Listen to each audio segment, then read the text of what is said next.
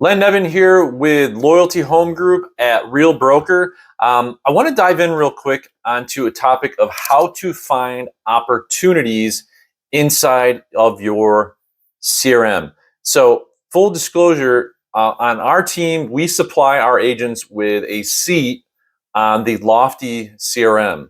So, that being said, what I'm going to show you today is going to be how we dig inside of Lofty CRM to find some opportunities, right? Because what happens is let's just be real about it thing for a second, right? Um, let's just say you're creating a lead a day, every day, one new lead. So at the end of every month, at the end of the month, you're like, I got 31 leads, or just go 30 just for the sake of keeping things even across the board. So at the end of the month, you're like, I got 30 leads. Well, I would say that most people would agree that 30 leads is something that's pretty easy to manage. I can manage 30 leads. Um, the problem is that next month now I have 60, then I have 90, then I have 120, and it just keeps going and going and going. And at the end of the year, you're like, holy cow! I'm like, I have so many stinking leads. I don't know where to begin. The 30, the 30 a month was fine, but now I've got this big backlog, and we all know a lot of leads that come in, they're 6 to 9 months out, sometimes a year out. So that lead that I got today isn't necessarily going to be ready to do anything until next year. So what is my process and what are my systems in place to make sure that that lead I get today closes with me in a year when they're actually ready to close? The problem is most agents have this mindset where they're looking at their leads that come in and go, hey, you're looking to buy or sell or invest in real estate today? No, okay, screw you, next. You looking to buy today? No, okay, screw you, next. You're looking to list today? No, okay, screw you, next. You're looking to invest today? No, okay, screw you, next. And then they're like, well, I'm not selling any houses. I'm like, you got 1,000 leads and you don't know how to work them, and you're treating them transactionally and you're expecting them to do something now, but you're not willing to put in the work and put in the nurturing that it needs to happen in order for those deals to come through. So agents who are smart, agents who know how to nurture, we have deals closing all the time, all the time, all the time. And 9 times out of 10, I mean, I'm looking at my pipeline of deals that are, under contract. I was just talking to a client just a few minutes ago, and we were going over when to list his house. And it's going to be based off of him really being 100% sure on where he wants to live. We've already got the photos taken for his house, so it's ready to go when he makes his decision. So, okay, this is where I want to be. Yeah, I met him 9 months ago. I just put a property under contract on Friday. Met her 11 months ago. And actually, this is the second transaction. But needless to say, I met her 11 months ago. I can go over transaction after transaction after transaction, and the average lead time is about 3 months to a year on almost everybody who I've ever worked with. So that being said, how do I go find these people? Let's jump into Lofty here real quick and let's see what we can find. So this is the Lofty dashboard, right? So when you log in, you're like, okay, good.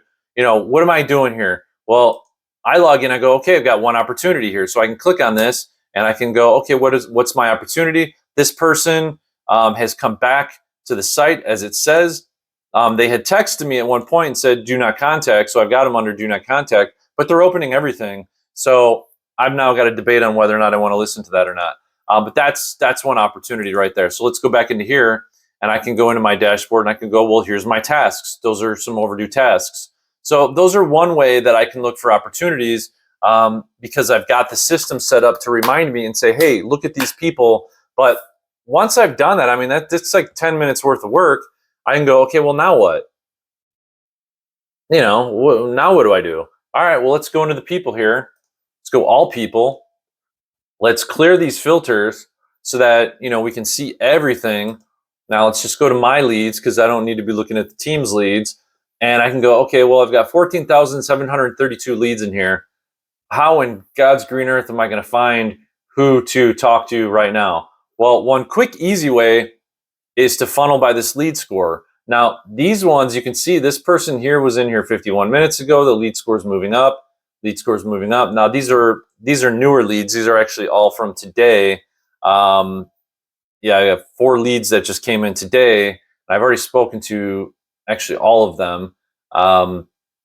And then these are from yesterday, day before, all that other stuff. So, but one way to do it real quick is just sort by lead score. So if I sort by the lead score, these are the highest rated leads up front.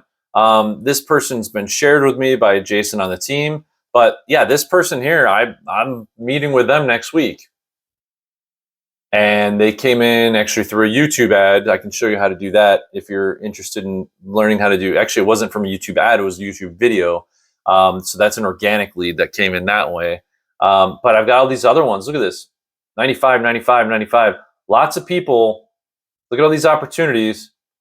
I don't know when's the last time I talked to some of these people. Now, some of this is listed, some of that says closed, listed.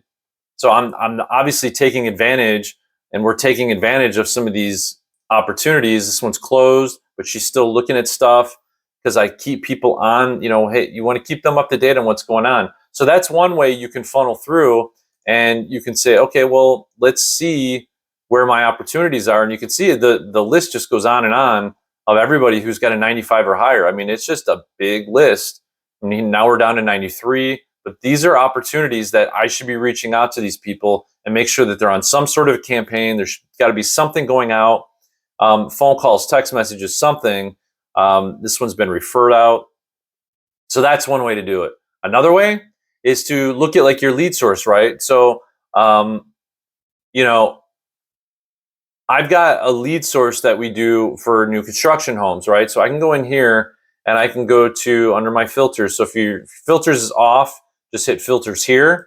And by hitting filters here, you get all of your filters. And so I can just go here by source and I can go new. And here's my new build leads. So these are all my new build leads. And I can go through here. Now, obviously that funneled to everybody. So I got to go put agent and make sure it's just me.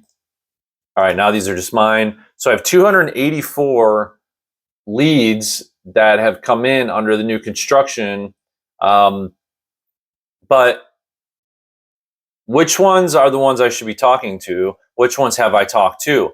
Now I've referred one out, but I have 93 as a prospect. So this is where understanding how to use your pipelines is proper. So the idea is you should have no new leads, right? 0 new leads.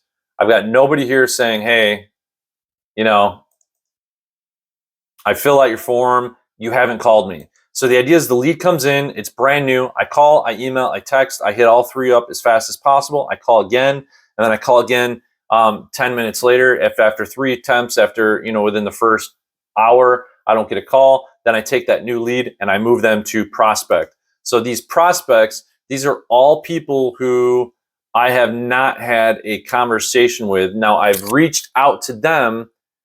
They've not yet responded back to me. So it's all been outbound, but no return response. So I can look at this one and go, okay, lead score. Here's one right here, 95, another 95, another 95. I mean, I've got some highly active people here who are looking at stuff and doing things. These ones are more neutral. They haven't probably done anything in like the last week. This one's actually doing less this week than it was before, but it's giving me an alert saying, hey, give this person a call and see if there's anything you could do to help them. I see right here 900,000. Why wouldn't I call that person? That just would make no sense to not reach out to this person because they're obviously looking at stuff on my website. The other thing that you can do if you're like, okay, well, what about your active leads? It's 81. Same thing, lead score. But I can take it one step further inside of my filters, and I can go in here and I can look for this thing called last touch. But last touch is about what you did. Last reply is about what they did. So I don't actually like, just going to be completely honest, I don't like the last reply, but I like this last received, right? So text received. So between, let's just say it's been 14 days, right? Minimum 14 days. Here's my list. That just dropped down to 11. That means the rest of them have reached out under 14 days because these are my active leads. I'm talking to them. We're having conversations. But this kind of gives me that list of people like, oh my gosh, I've totally forgotten about these people. And you can see neutral line, neutral line, neutral line. So you can see this one's up. I need to talk to these people, especially the ones that are moving up. That shows me who I need to talk to. So this is just a quick way. This is something you should be doing every Monday, is logging into your CRM, digging for gold, right? Like, where is my next transaction coming from? If I look into here, let's just be honest, there's so much opportunity inside of here. It's up to me, completely up to me, to reach out, communicate, stay in touch. I don't want to say it's not up to the CRM. The CRM is doing its job. It's saying, hey, these are the people who are raising their hand. What are you doing about it?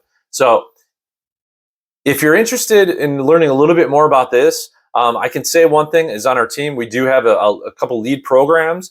So if you're looking for some new leads, and this is really anywhere, right? We're based out of Phoenix. We're also in Chicago. We're expanding to other locations. So if you're not in the Phoenix or Chicagoland area and you're thinking, geez, I'd love an opportunity to, take a look at this stuff and kind of, see if I can make this work for my business, and you're interested in joining our team, comment team below. I'd be happy to reach out to you. Let's talk a little bit more. There's so many opportunities as you work together with people, and I think we could really help take your business to the next level. And part of it is just understanding how to find who's raising their hand inside your CRM already. So reach out if you have any questions. Hope this helps. If you're in Lofty, hope this really helps. If you're not in Lofty, reach out on that as well. I'd be happy to talk to you about this. We were with KB Core. I've used Brivity. I've used almost every CRM, Follow Up Boss. I've used almost every CRM out there. This one so far is my favorite. It gives me the most flexibility. It feels like a combination of what Infusionsoft is or was. I can't remember what it's called now. These guys change their names all the time. And it's definitely real estate. It's like Infusionsoft for real estate. It's kind of the way I package it and kind of talk about it. So reach out with any questions. Happy to help.